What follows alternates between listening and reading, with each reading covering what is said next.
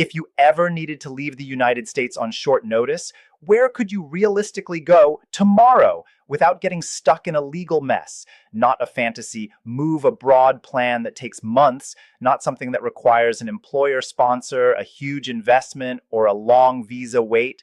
I'm talking about places where US citizens can arrive quickly, stay legally long enough to stabilize, and keep their options open while they decide what comes next. Because a lot of advice online is either outdated, incomplete, or built for people with a very specific profile, like a job offer lined up, a second passport, or a large amount of money ready to deploy. What almost no one explains clearly is this: there are countries where Americans can enter with minimal preparation and legally stay for 6 months, a year, or longer. Some are flexible for remote workers. Some have tax systems that may be favorable depending on your situation. And a few have structured pathways that can lead to longer-term residency if you decide to commit. This video is about optionality, not panic, not fear, not telling you to abandon your life overnight. It's about knowing, before you ever need it, what Plan B could look like in the real world, with legal breathing room. As we go through these options, I'll cover 4 things for each country: how long you can stay as a US citizen, what remote work generally looks like there, the type of income or savings you'll likely want to have, and whether the country is best as a short-term pressure valve or a true long-term landing pad. And yes, later in the video, I'll explain a treaty-based option in Europe that US citizens can use to live in the Netherlands by registering a business and maintaining a modest business deposit. Many people have never heard of it, but it's very real. Before we begin, a quick introduction so you know where this information is coming from. I'm Sophia, and I break down immigration rules, residency pathways, and relocation options the way they actually work for real people. Not theory, not hype, and not perfect scenario plans that fall apart the moment life gets complicated. The goal here is simple: clear legal routes you can verify and consider if you ever want a serious backup plan. Also, one important disclaimer: this is general information, not legal or tax advice. Immigration and tax rules can change, and your situation matters. If you're planning a longer stay or a move, it's smart to verify details with official sources and, when needed, consult a qualified professional. Now let's start with the most valuable thing when time is tight: countries that can give many US citizens a full year on the ground with minimal advance paperwork. The first option is one of the most overlooked time-buying choices in Europe for Americans: Albania. As of current guidance, US citizens can generally stay in Albania for up to 1 year without a visa. That's a rare level of flexibility in Europe. You can arrive quickly, get settled, and have months, not weeks, to evaluate cost of living, healthcare access, housing, and whether you want to pursue a longer-term status. Albania can also be relatively affordable compared with much of Western Europe. Your actual budget depends heavily on where you live and how you live, but many people find it possible to keep monthly costs lower outside the most tourist-heavy areas. If you plan to stay for the full year, it's wise to keep records that show you can support yourself: income, savings, health coverage, and a stable address. Because even in visa-free settings, authorities can ask reasonable questions. Albania is not part of the EU or the Schengen area, and that matters. This isn't a gateway to automatic access across Europe. Think of Albania as a practical safe harbor: time, affordability, and a straightforward entry situation for Americans. If your priority is 1 year of flexibility plus a country that's become a major hub for remote workers, the next option is Georgia. US citizens may enter Georgia and stay for up to 365 days visa-free under current rules, which is unusually generous.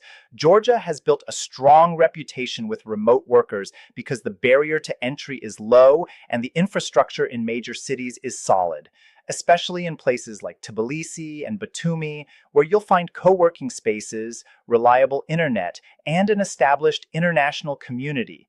Georgia is also often discussed for its tax structure. Depending on how you set up your life and whether you become a tax resident, Georgia may offer a territorial style approach in certain situations, and there are simplified regimes for small business registration that some entrepreneurs find attractive. That said, tax residency is complex, and you should treat any tax planning here as something to verify carefully with professional guidance. What Georgia and Albania share is the big advantage: time. You can land and stabilize without being forced into rushed decisions immediately. Now, the trade off with both is the distance. If being close to the US matters, family, business, or peace of mind, then the next group becomes more relevant.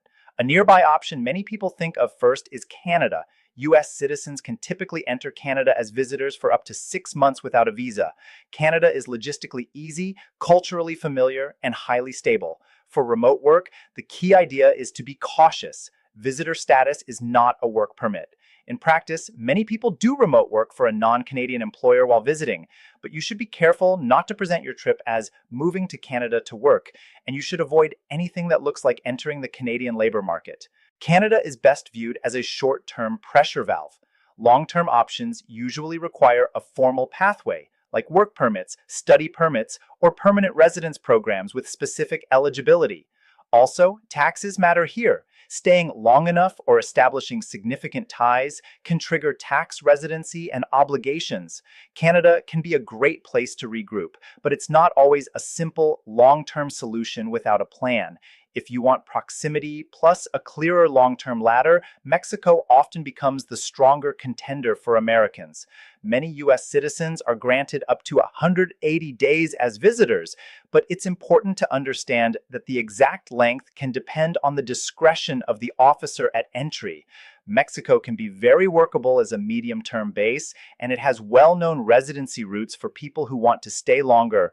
Where people should be careful is the line between visiting and living, especially regarding taxes. Spending significant time in Mexico can trigger tax residency depending on days present and where your center of life is considered to be. That's not something you want to accidentally fall into without planning. If you decide Mexico is more than a short stay, there are consular routes for temporary residents that typically require demonstrating income or savings at certain levels.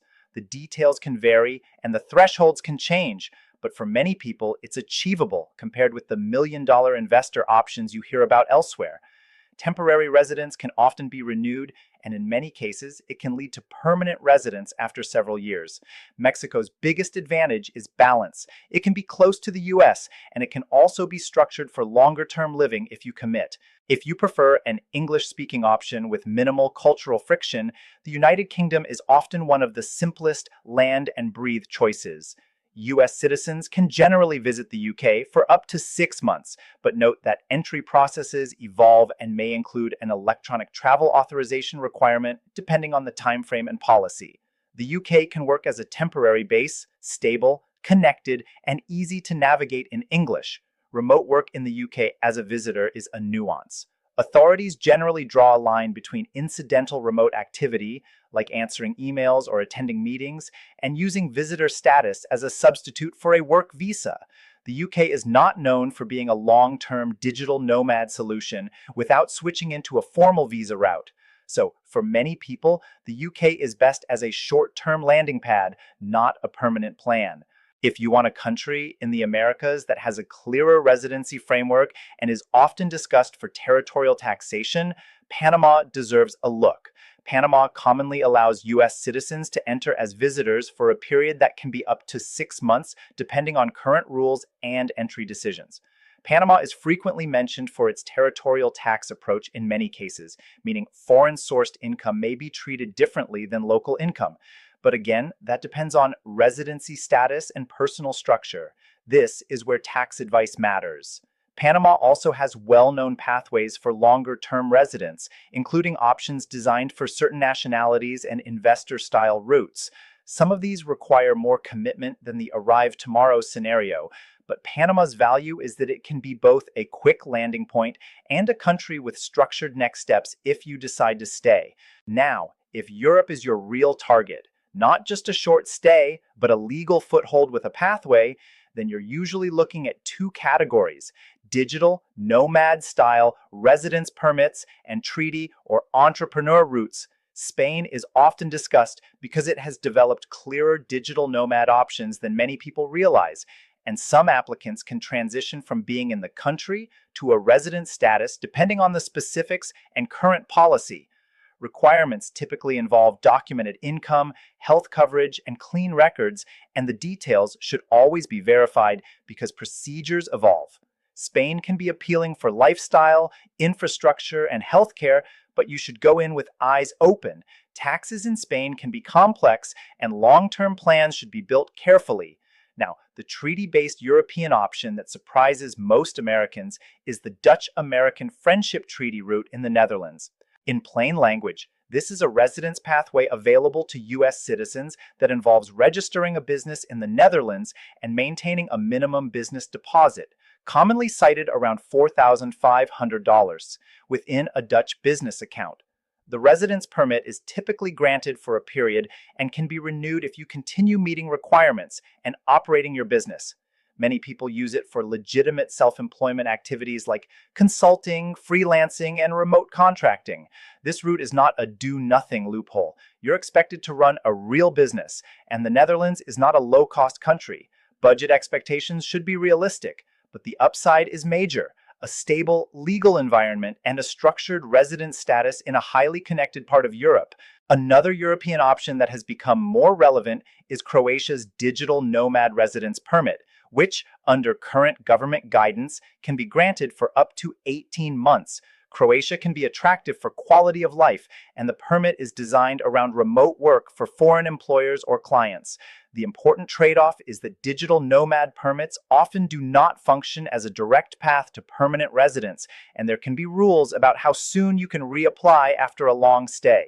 So, Croatia can be excellent as a long strategic pause in Europe, but not always a forever plan on that permit alone. Finally, Turkey is a more flexible but higher variability option that appeals to people who want location, culture, and regional access. U.S. citizens can typically enter Turkey for a limited, visa-free period, depending on current rules, giving you time to assess whether it fits. Turkey has offered digital nomad-style frameworks and residence permits that can be renewed, and some people pursue longer-term residence through structured paths. But Turkey also comes with variables: policy changes, economic swings, and currency volatility. For the right person, it can be a powerful base. For someone who prioritizes predictability above all else, it may feel less comfortable. So, what's the real takeaway? You don't need to make emotional decisions or build a plan around headlines. The smarter move is to match the country to the problem you're trying to solve. If what you want is time and low friction, the year-long landing pad countries are hard to beat. If what you want is proximity, then options in North America and the near region can make the transition less disruptive. If what you want is a long-term residency path, focus on countries that clearly reward commitment and have structured routes you can actually qualify for. And if Europe is the end goal, you've now seen there's more than one way in, each with different trade-offs in income requirements, taxes, and complexity. The biggest advantage of understanding these options now is that it removes urgency later. A landing pad is valuable because it buys you legal time to make a thoughtful decision based on reality, cost, lifestyle, bureaucracy, healthcare, and your ability to earn, rather than guesswork under pressure. This is general information, not legal or tax advice. Always verify the latest rules through official sources and get professional guidance for your specific situation if you're planning a long stay or a residency application. Thanks for watching. If you want, I can also turn this into a tighter, more YouTube-friendly version with shorter sentences, smoother pacing, and a clear call to action without changing the meaning.